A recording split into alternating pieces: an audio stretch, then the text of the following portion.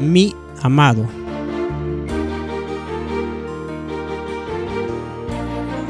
Sección 4. Rescatados por mi amado. Capítulo 18. Apolión.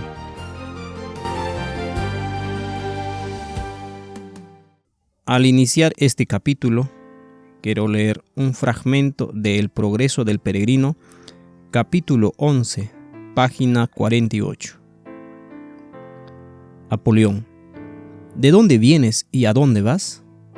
Cristiano. Vengo de la ciudad de destrucción, que es el albergue de todo mal, y voy a la ciudad de Sión. Apolión. Lo cual quiere decir que eres uno de mis súbditos, porque todo aquel país me pertenece, y soy el príncipe y el dios de él. ¿Cómo así? ¿Te has sustraído del dominio de tu rey? Si no confiara en que me has de servir todavía mucho, de un golpe te aplastaría hasta el polvo. Cristiano. Es verdad que nací dentro de tus dominios, pero tu servicio era tan pesado, que tu paga tan miserable, y no me bastaba para vivir, porque la paga del pecado es la muerte. Así es que, cuando llegué al uso de la razón, actué como las personas de juicio. Pensé en mejorar de suerte. Apolión. No hay príncipe alguno que así tan ligeramente quiera perder súbditos. Yo, por mi parte, no quiero perderte.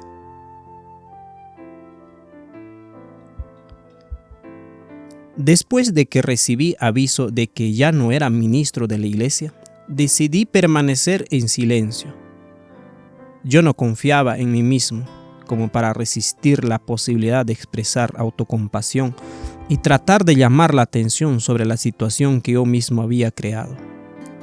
Continué de este modo por aproximadamente un mes, pero luego, una mañana, llegué a la convicción profunda de que el carácter público de mi posición requería una disculpa pública de mi parte por el pecado de creer y promover la Trinidad.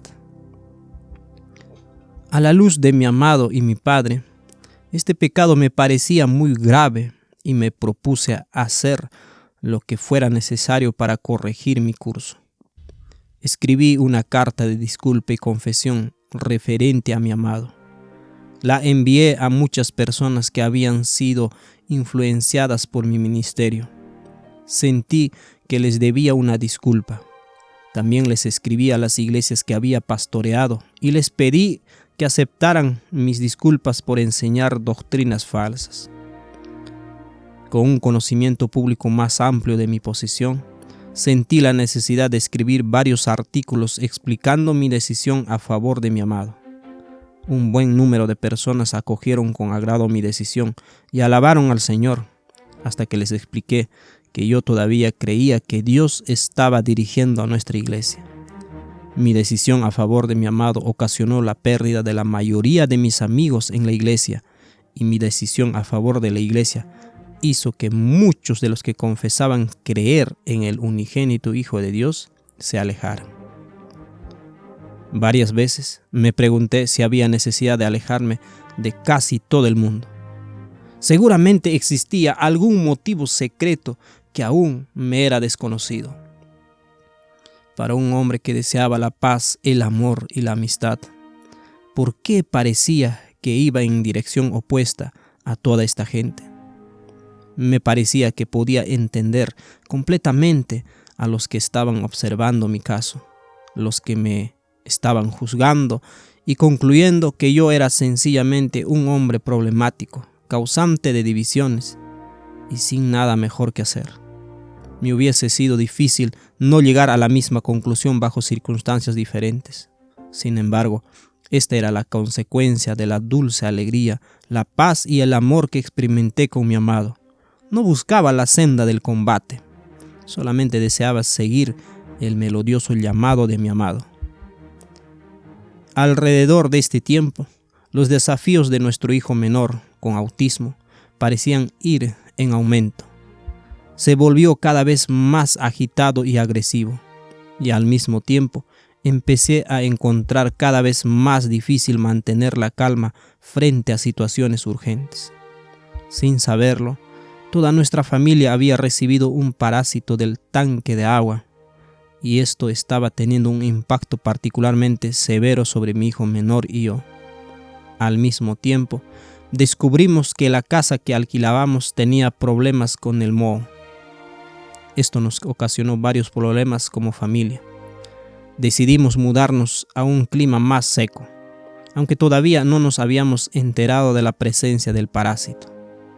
El estrés de hacer frente a la iglesia, en combinación con el efecto del parásito, desmanteló completamente mi sistema nervioso. Mientras estaba en esa situación, mi hijo menor quedó tan abrumado con el mismo problema que su frustración y su dolor se desbordaron en cólera, lo que condujo a varios despliegues agresivos de ira. En mi estado de salud y con los múltiples niveles de complejidad involucrados en tratar con la respuesta de la iglesia a mi amor por mi amado, entré en un periodo muy oscuro durante más de un año. Durante este tiempo, me vi obligado a orar fervientemente pidiendo fuerza para soportar un día a la vez. Me aferré a los salmos y le supliqué al Señor que me ayudara. Todo parecía derrumbarse sobre mí y llegué al punto en que pensé que la vida no tenía sentido. Sin embargo, aún en medio de este conflicto tan tremendo, el dulce consuelo del Espíritu de Dios venía a ayudarnos, especialmente el sábado. Oh, cuán precioso es el consuelo de Jesús. Él es mi dulce consolador en tiempos de prueba. Con frecuencia, cuando trataba de escribir un artículo o compartir cualquier cosa acerca de lo que había aprendido, parecía como si nuestra casa estuviera al revés y al derecho. Caíamos de rodillas y rogábamos pidiendo ayuda. Entonces venía el alivio. Después de muchos meses en esta situación aplastante, sentí que me hundía en una profunda desesperación de la que pensé que no podría escapar. En este tenebroso estado de ánimo, escuché la voz del tentador que me hablaba. Sugirió que Dios me había abandonado y por lo tanto, ¿por qué no abandonarlo a Él? De inmediato discerní la voz, invoqué las Escrituras y me aferré a Jesús. Prefiero morir antes que renunciar a mi amado. Napoleón, al ver mi condición debilitada, ahora me sugería que abandonara a mi amado. Mi peso había bajado a un punto menor que el de mi esposa, pero aún así me aferraba a la misericordia de Dios y a la promesa. Pacientemente esperé a Jehová, y se inclinó a mí y oyó mi clamor, y me hizo sacar del pozo de la desesperación, del lodo cenagoso. Puso mis pies sobre la peña y enderezó mis pasos. Puso luego en mi boca cántico nuevo, alabanza a nuestro Dios. Verán estos muchos y temerán, y confiarán en Jehová. Salmos capítulo 40, versículo 1 al 3. Tanto mi esposa como yo fuimos probados más allá de lo que pensábamos podría ser posible, pero seguíamos enamorados del Hijo de Dios. Poco tiempo después de estos eventos, descubrimos el parásito y comenzamos el tratamiento apropiado para recuperar la salud. Cada día las cosas mejoraban y se hacían un poco más fácil. Aprendimos por experiencia que si poseíamos algo en nuestro hogar que no honraba a Dios, tendríamos dificultades. Con oración examinamos todo lo que teníamos y eliminamos todo lo que de alguna forma reflejaba el espíritu del mundo. A pesar de que este tiempo era un desafío extremo, descubrimos que muchos elementos de escoria de nuestra vida fueron quemados. Aunque el enemigo trató de apartarnos del camino de la verdad, nuestro amado Salvador hizo que nuestras circunstancias trabajaran juntas para bien. Por cada día que tenemos paz ahora, sabemos que los ángeles de nuestro Padre Celestial nos están protegiendo de peligros. Nuestras pruebas nos hicieron plenamente conscientes de esta amorosa protección. No damos estas cosas por sentadas como lo hicimos una vez. Si hubiésemos previsto el camino ante nosotros y los conflictos que habrían de soportar, nuestros corazones habrían desmayado en una angustia de espíritu. Misericordiosamente fuimos sustentados durante estas pruebas de fuego sin saber lo que había delante de nosotros. Tomando un día a la vez, nos aferramos a nuestro querido Padre y a su Hijo, confiando, creyendo y deseando que en el momento señalado vendría la liberación.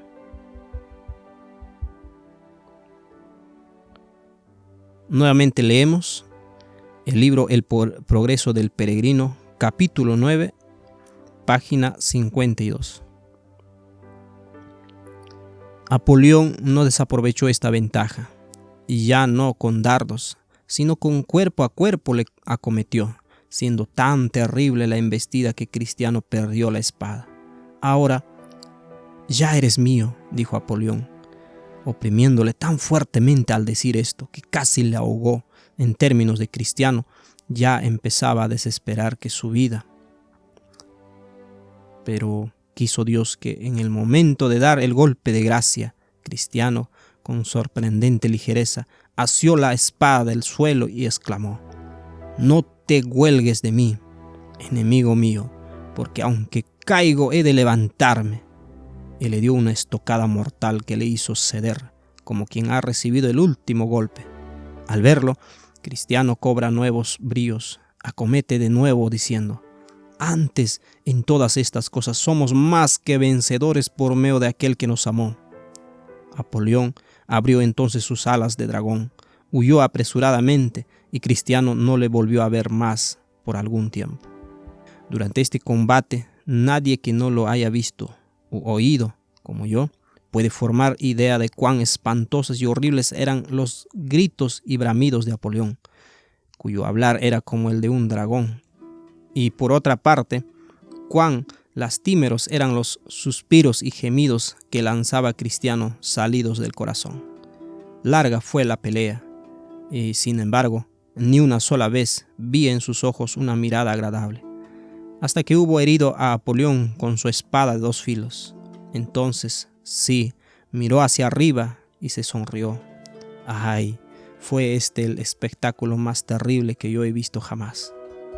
Concluida la pelea, Cristiano pensó en dar gracias a aquel que le había librado de la boca del león, aquel que le auxilió contra Apolión.